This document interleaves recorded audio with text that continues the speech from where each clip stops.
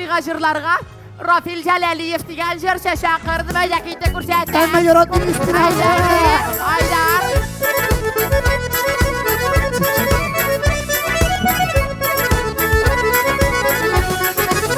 Taşın baldı tübeksinde jirler biksirek Bezinin yakının güzelligin derkilip kürüp girek Derkillerin bal taş yağını kürrelli Demli belişlerin aşap dilini yutarsın Ali Derkillerin bal taş yağını kürrelli Demli belişlerin aşap dilini yutarsın Ali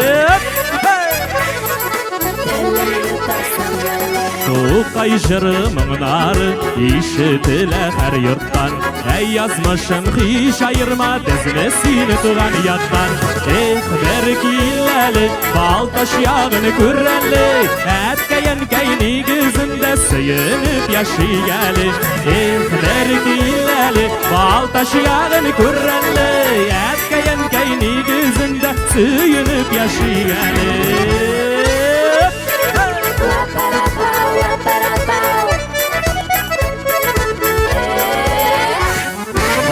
Ballardan da tatlırak bal taşımın kızları Kırreşlerde dil alışa ungan batırırları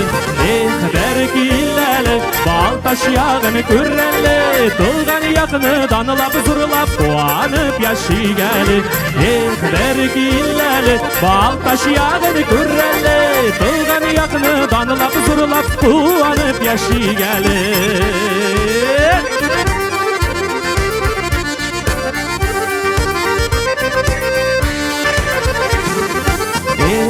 Derkillerin bal taş yağını kürrelli Demli belişlerin aşap dilini yutarsın Ali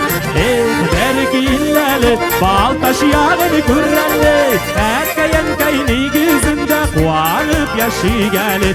Etkeyen kayni gözünde suyunup yaşayeli